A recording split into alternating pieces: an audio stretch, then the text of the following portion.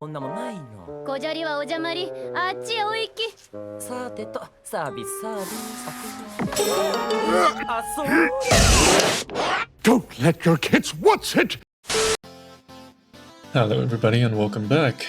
For those that are returning to the channel, thank you so much for coming back and watching this video, and for those that are new, I hope you find my videos to be informative.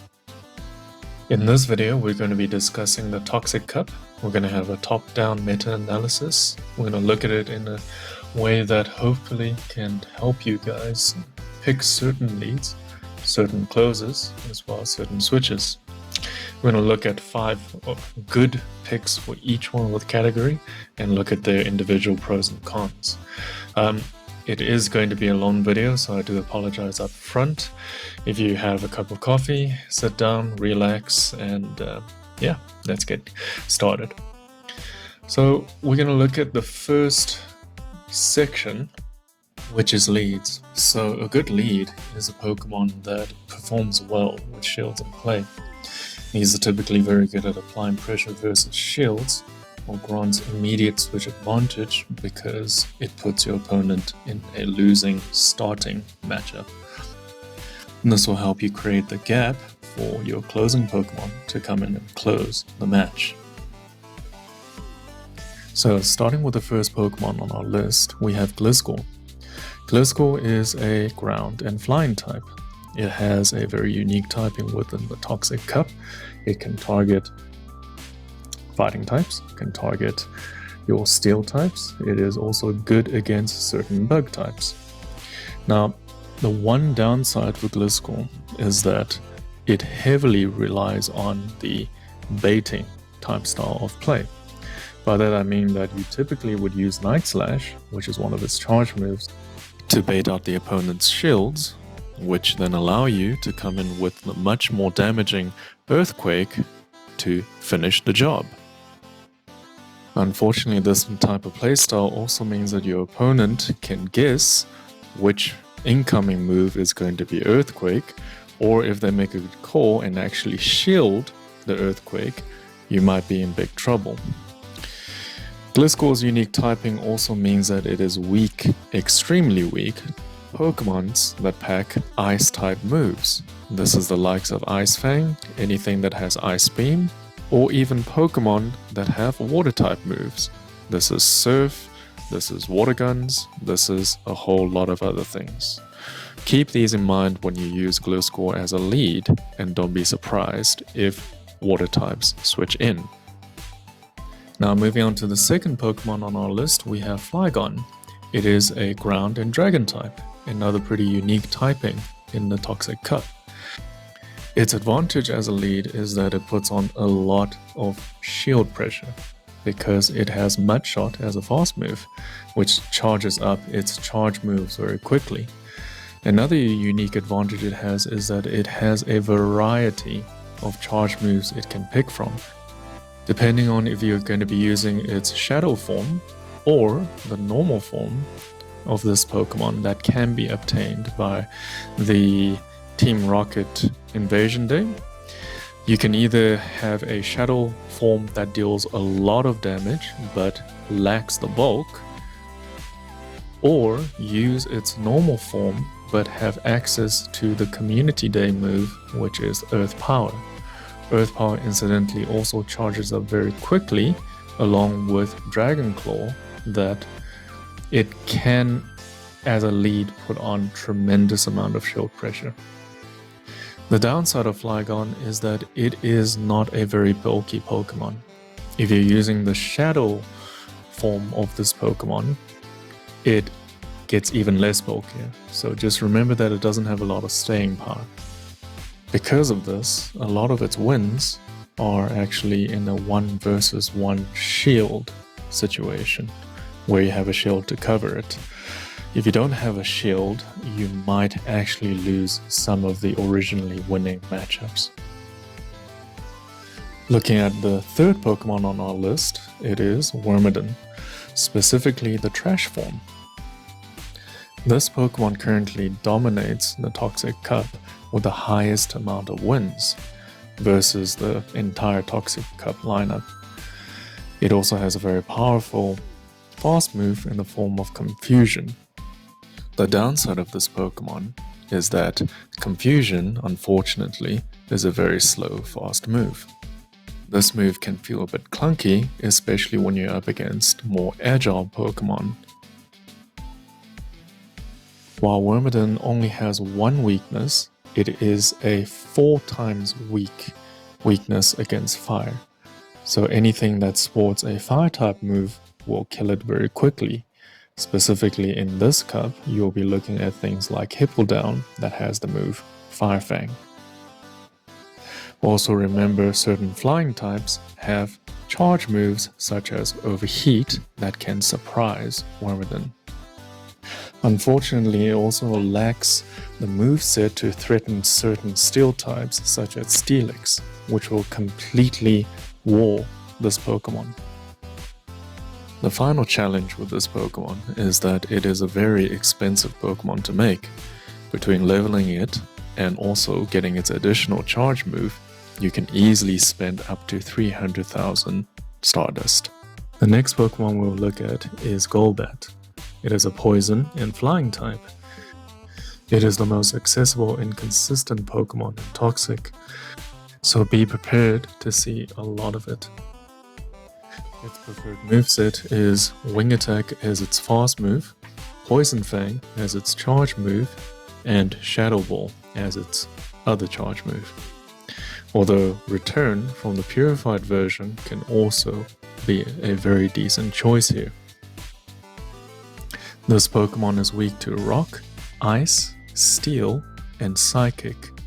There's 2 specific strong counters versus Gobat, and that is Bibarel, as well as Wormadam. If you do decide to lead with Gobat, please make sure to give it support that can counter these potential switch-ins. The last Pokemon we're going to look at is Bibarel. It is a water and normal type. It has Water Gun as its fast move, which means that it can easily spam down a lot of the ground types, the steel types, the flying types, and certain poison types. While looking at Bibarel on paper, it may not win a lot compared to the rest of the Pokemon on this list, but once you look at what it actually wins against, such as Gliscor, Steelix, and Golbat, you realize that it is very much a quality over quantity Pokemon. It is worthwhile to consider as a lead, as simply these other Pokemons are often used as either the lead, or the switch-ins, or the closers.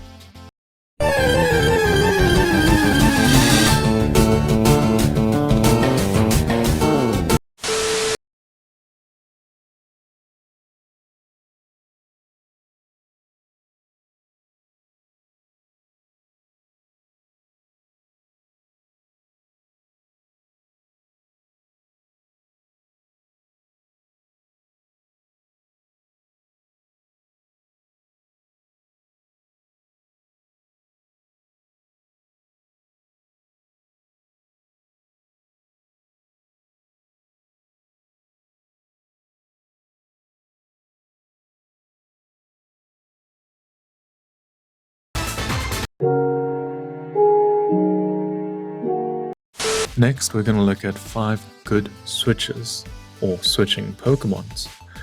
Good switching Pokemon are Pokemon that perform well when you lose the lead. These are good at regaining their initiative by providing heavy threat or bulk that allows you to wait out the switch timer. If we look at our first Pokemon, we have Shadow Schism. Specifically the Shadow version in this case because it gains the Shadow boost of higher attack, but at a cost of less bulk.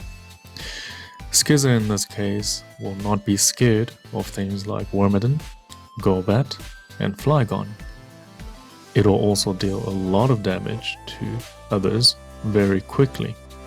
It creates a lot of pressure that allows you to gain back the initiative.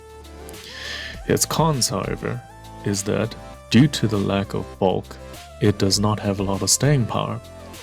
If you don't TM away frustration, or if you missed out on the recent Go Rocket Team Invasion event, you will unlikely be able to run the Shadow version of this Pokemon, because Frustration is really a bad move. The next Pokemon we're going to look at is Pidgeot. It is a normal and flying type Pokemon that runs Wing Attack as its fast move, Hurricane as its charge move, and Aerial Ace as its other charge move. It is bulky and have a very good matchup against Golbat, Bibarel, Toxicroak, Drapion, and also a very important win against Wormadam Trash. However, being a flying type Pokemon does make it weak to Steel, Rock, and Ice moves. It also has the neutral typing, which makes it take neutral damage from counter rather than resisted as a pure flying type would. There is also the added complication that to make Pidgeot work in Toxic Cup, you should ideally be running the legacy move Wing Attack. This means that if you don't have Wing Attack, you would rather use some other flyer. Which brings us to the third flyer on our list, Swellow. It is a very accessible Pokemon. It brings a lot of key wins such as Toxicroak, Golbat, Bibarel, Flygon, and Gliscor. There's no need for legacy move here. On the flip side of this, it is not as tanky as Pidgeot and therefore won't be able to take as many hits. This means that your weakness of Steel, Rock, and Ice will hit you even harder compared to Pidgeot. And also, Steelix, in this case, specifically becomes your hard counter. The next Pokemon we have on the list is Shadow Gobat. The Shadow version of this Pokemon makes a very good switch simply because it trades in some of its bulk for extra threat. Think your Poison Fang actually doing a lot more damage and also have the same spammy power.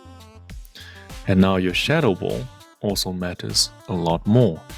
Most switch-ins will have to consider facing a Shadow boosted Shadow Ball, which is no joke. Of course, with this comes certain sacrifices. You lose out on bulk, so all the Rock, Ice, and Steel type moves now suddenly do more damage to you, and you need to TM away Frustration. So once again, if you missed out on the Team Go Rocket event, unfortunately, you won't be able to use Shadow Golbat. This doesn't mean that the normal Golbat isn't a good option, it's just Shadow Golbat would be more optimized in this case as a switch. And the final Pokemon on our switch list is Qwilfish. Think Bibarel but not scared of counter. It is also more damaging in terms of its Water Gun, and can have a variety of other moves such as Sludge Wave, Acid Spray, Ice Beam, and Aqua Tail for its other charge moves. This gives a lot of different coverage, with Aqua Tail and Ice Beam, as well as Fell Stinger, being certain favorites amongst the community. Which move you pick really will depend on your team makeup. For example, if you know you're going to be facing more flyers, pick Ice. If you know you're going to be using Qwilfish to kill tanks, use Acid Spray. If you're going to be using Qwilfish to try and set up as a late game sweeper, use Fell Stinger. Just be aware that Fell Stinger does almost no damage. Regardless of variation, almost every single Qwilfish will have Aqua Tail as its charge move. The downside of using Qwilfish is that you're trading in the weakness to counter to now weakness to ground type moves. You also run into that one guy that is running the odd grass type.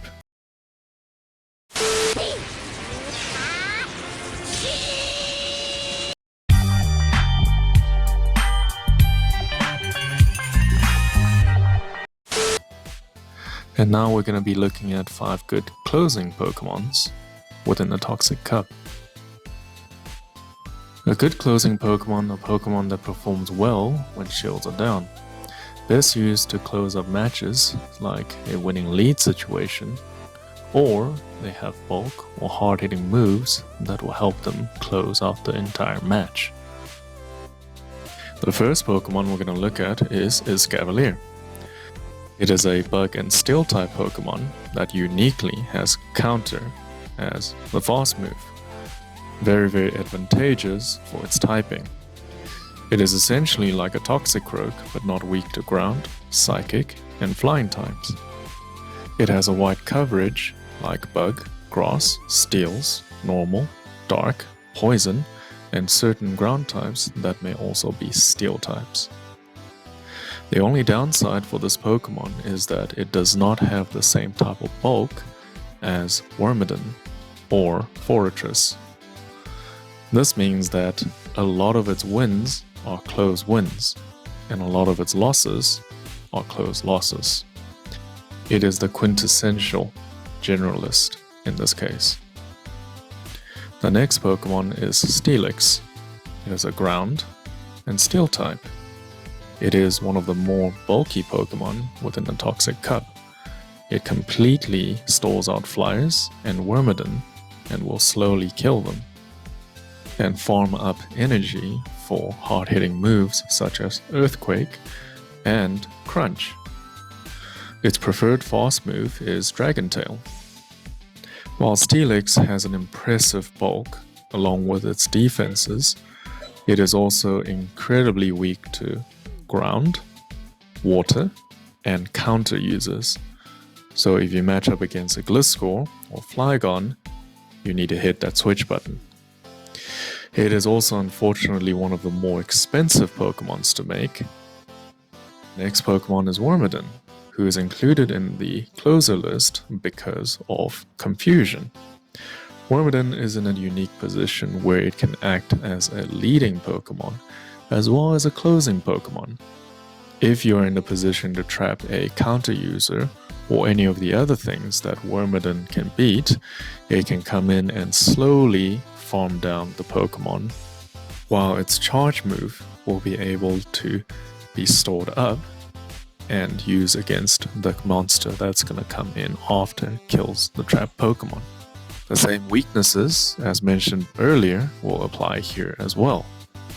The next Pokemon we have is Piloswine. It is an ice and ground type. This is a very unique mix of typing that allows it to cover quite a lot of the toxic meta. Ice types will kill flyers, and ground will kill steel. Unfortunately, this unique typing also makes it extremely weak to water types as well as counter users. So be careful. Piloswine unfortunately will also struggle in a neutral matchup.